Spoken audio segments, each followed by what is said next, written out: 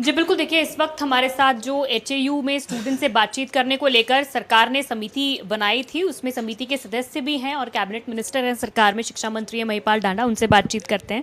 Sir, कई दौर की वार्ता जो है आपने उन स्टूडेंट्स के साथ की है। आज की अगर बात करें तो प्रेजेंट सिचुएशन में छात्रों ने आज एक महापंचायत बुलाई थी जिसमें तमाम जो उनके विंग्स हैं वो वहाँ पर जुटे, बड़ी संख्या में छात्र जुटे और अब फैसला जो उन्होंने लिया है वो ये है कि 26 तारीख तक का उन्होंने अल्टीमेटम दिया है सरकार को और 26 तारीख तक अगर उनकी मांगे उन्होंने कहा है पूरे नहीं होती हैं तो 27 तारीख को वो यूनिवर्सिटी के हर गेट को बंद करेंगे और वहां पर प्रदर्शन करेंगे, एक दिन का बंद कॉल करेंगे। कौन सी मांग नहीं माननी? हम तो सारी मांग मान के आए थे। कौन सी मांग नहीं माननी मुझे तो ये बताइए। कौन सी मांग नहीं माननी मैं ये पूछ रहा हूँ। उन मांगों को लागू करने की बात कह रहे हैं, उसका पत्राचार हुआ है या उनके स्टाइपेंड को लेकर चीजें हैं तमाम। होगी सब। सब मांगे मान ली, कोई मांग नहीं छोड़ी। देखिए, राजनीति जहाँ घुस जाती है वहाँ गड़बड़ हो जाती है। सभी बच्चों के साथ 6 घंटे सीधी बात हमने उन बच्चों की सुनी। सुनने के बाद हमने उनकी हर मांग को माना। दोनों दिन हर मांग को माना। उनका सर ये भी हमने कहा होगी डन। और हमने ये भी कहा कि भाई आप अब क्योंकि हमने सारी मांग मान ली है, आप अपना धरना उठाइए। और ये भी कहा कि लोग तो 10 दिन बाद जाकर रिजल्ट देते हैं, 2 महीने बाद रिजल्ट देते हैं, हम आपको 2 घंटे में रिजल्ट देंगे। कौन सी मांग नहीं मानी तो इसमें अब क्या बोल रहे हैं?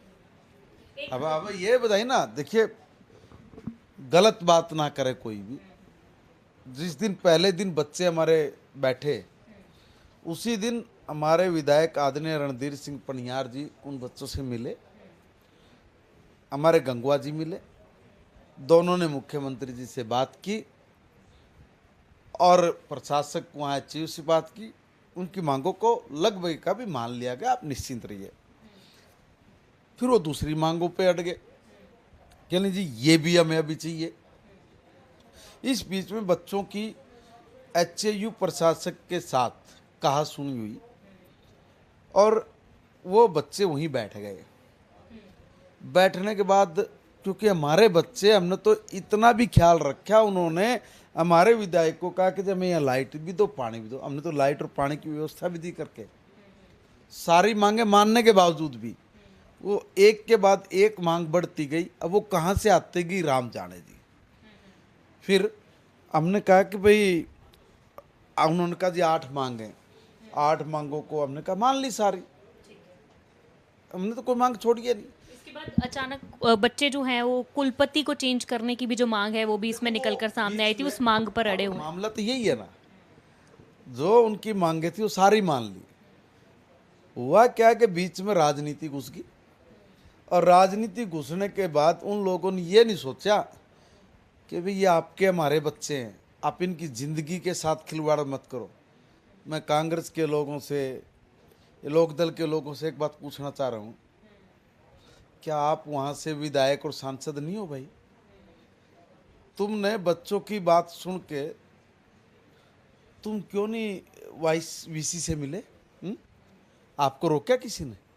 अगर आप वीसी को कहते, आप सांसद हो, विधायक हो, कि देखो भाई हमारे बच्चे क्यों बैठे बाहर, आप लेके गए उन बच्चों को?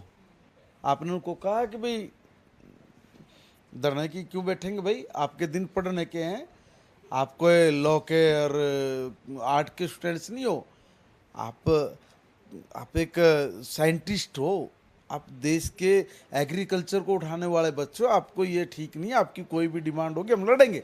लड़ो। तो गए, मिले क्या उन्होंने? क्या किसी ने भी उनको अपना बच्चा समझ के जहाँ बात करनी थी वहाँ बात करी क्या? मेरा प्रश्न है।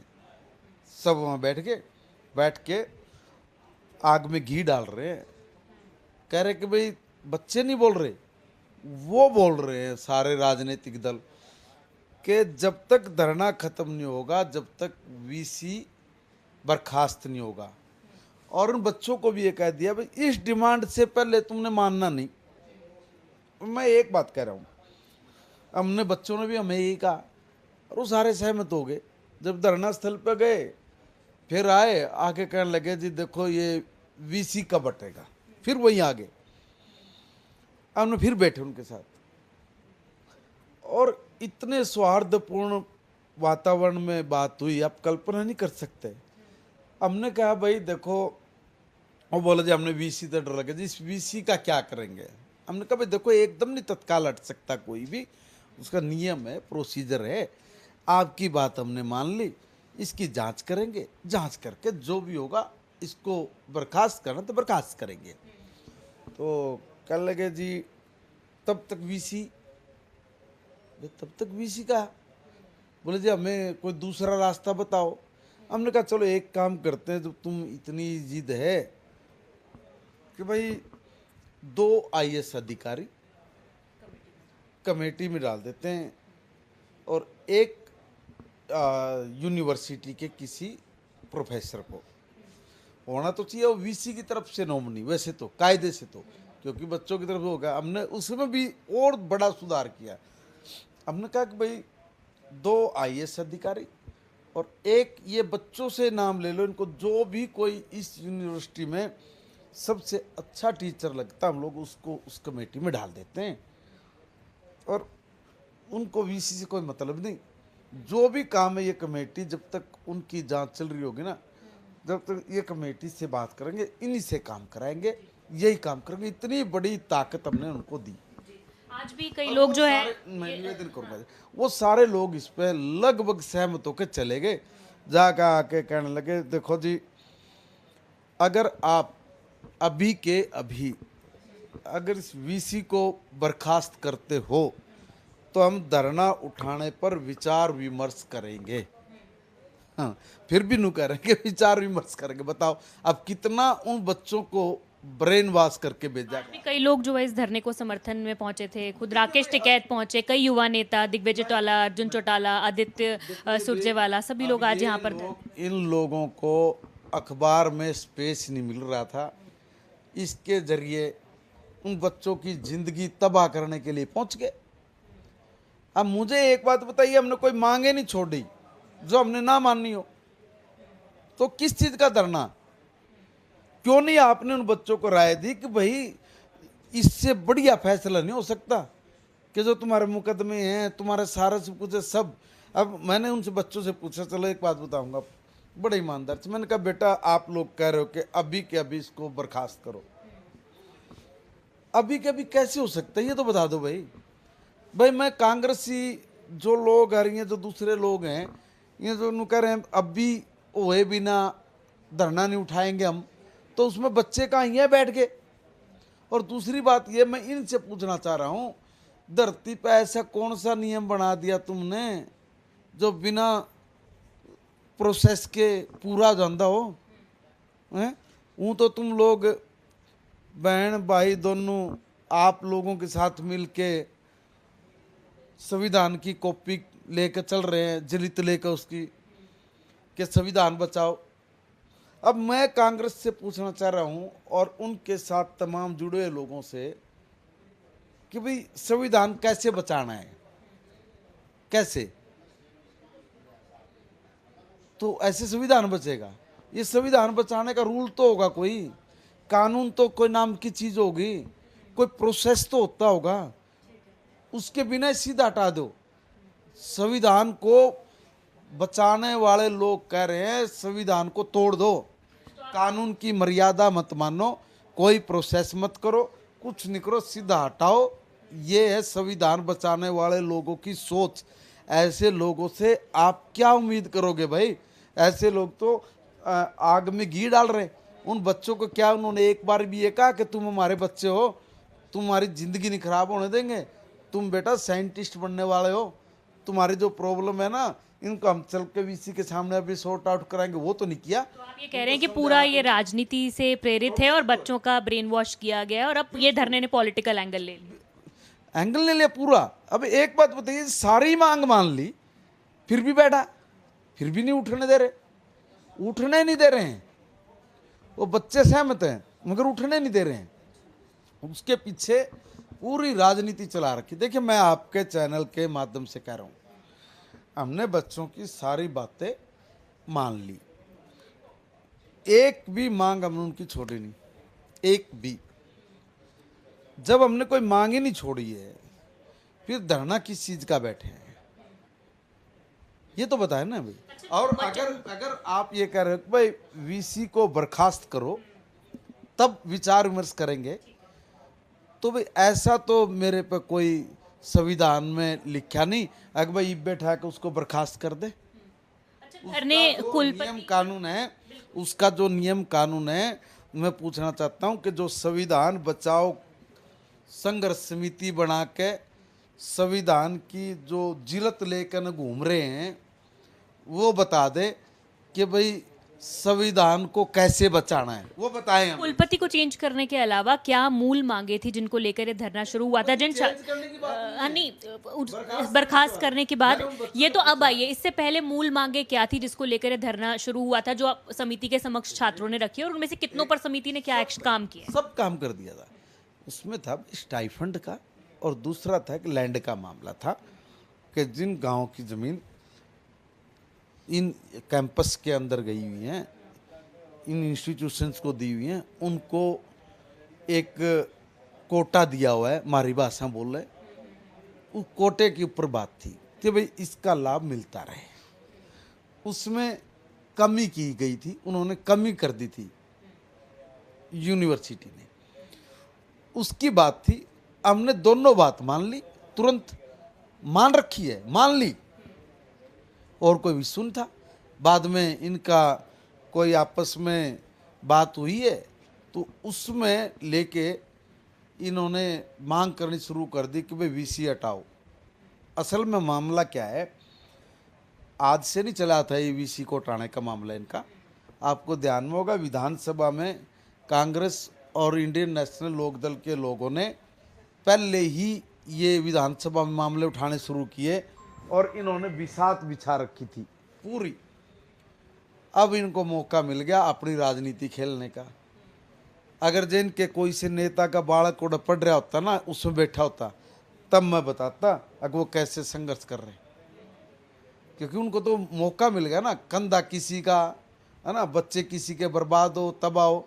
और मैं पहली बार देख रहा हूँ कि 100% सारी बातें मानने के बावजूद भी धरने पे बैठे रहेंगे। अब देखो उसका तो कोई मेरे पे भी हल नहीं है भाई, हमने तो सारी मांग रखी है। और इतना पोलाइटली आज तक कभी किसी ने नहीं सोचा होगा कि इतने अच्छे तरीके से कोई बात मानी जाए, और वो एग्री कहीं से भी कोई ऐसी बात थी ही नहीं कि जो ना मानने की हो, और इससे बढ़िया कोई रास्ता भी नहीं था। आप एक बात कल्पना करिए भाई, मैं ये कह रहा हूँ भाई ये जो संविधान बचाओ वाले बहन बाहिर इनका जो गैंग है, इस गैंग से पूछना चाह रहा हूं भाई संविधान को कैसे बचाना है। तुम लोग एकदम जो बच्चों का ब्रेन वॉश करके ये कह रहे हो कि वीसी को हटाओ, पहले तफ्तीश नहीं करो, जांच नहीं करो, दोषी है दोषी नहीं है इसकी कोई वो नहीं करो, और सीधा उसको बर्खास्त करो, और तब हम धरना उठने देंगे। क्योंकि बच्चों को तो समझ मारी है, वो कह रहे तब हम धरना उठने देंगे। तो कमाल की बात है। अब ये पॉलिटिकल नहीं है तो क्या है। अब मैं स्टेटमेंट पढ़ रहा था, वहां पे क्या आ रही थी स्टेटमेंट, बच्चों की स्टेटमेंट नहीं आ रही, पॉलिटिकल स्टेटमेंट आ रही। जैसे वो पढ़ रहे हैं, वो कह रहे हैं कि जब तक कुलपति को बर्खास्त नहीं करेंगे तब तक धरना नहीं उठेगा। उदयवान, फलाना राम, डिकड़ा राम, ये सबके नाम, तो वो धरना वो चला रहे हैं, वो उनका वो पढ़ रहे हैं क्या, वो पढ़ रहे हैं।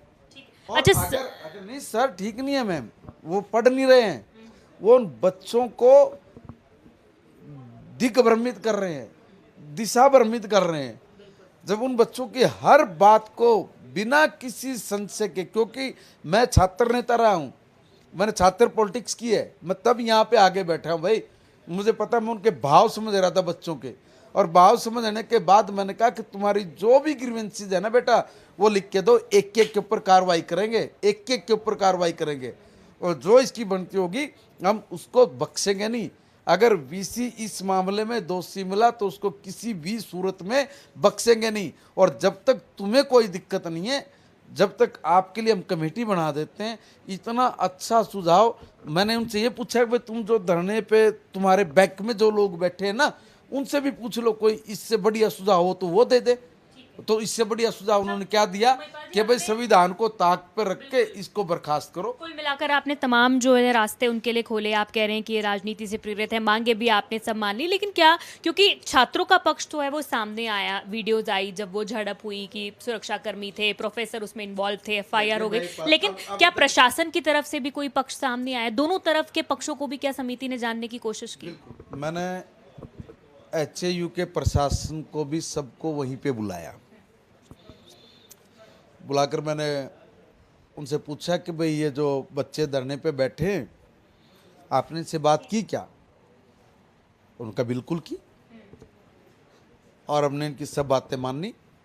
और मान के उन्होंने ये कहा कि सर, हमने जब बच्चों से कहा कि भाई तुम्हारी सारी बातें मान ली, कोई छोटी मोटी बात है, आप बाहर सड़क पे मत जाओ, हम लोग ही हैं तुम्हारे पढ़ाने वाले हैं, तुम बच्चे हमारे पढ़ने वाले, आप अपना पढ़ाई करो और आराम से, तुम्हें कोई तकलीफ नहीं है। और फिर भी अगर कोई ग्रीवेंस है तो आप बताओ, हम लोग उसको दूर करेंगे। वो करे कि हमने हर मोड़ पे 4-4 बार बात की है, मगर मानने के लिए तैयार ही नहीं थे किसी भी बात को। तो मैंने कहा क्यों नहीं थे मानने के लिए तैयार? बोले सर वो तो यही बताएंगे। अब वो मामला समझ में आ रहा है कि कौन कौन लोग थे ऐसे जो ना मानने दे रहे थे। उनको एक मौका मिल गया था, एक बिसात बिछानी थी, वो बिछ गई। अदरवाइज तो पहले दिन जो एचएयू कैंपस है ना, जो प्रशासक है, उन्होंने भी सारी बात मान ली थी। फिर सरकार में जब हमारे विधायक और मंत्री वहाँ पहले दिन से थे, सारी बातें मान ली थी। उन्होंने कहा कि भाई तुम्हारी सारी बात पूरी हो गई है, मगर उसके बावजूद एक बात बताओ, दूसरा। चलिए, बिल्कुल साक्षी, तो देखिए यहाँ पर आपने बातचीत की शिक्षा मंत्री महिपाल सिंह ढांढा से, जिन्होंने तमाम सवालों के बहुत ही बेबाकी से जिन्होंने जवाब दिया, और वो लगातार कह रहे हैं कि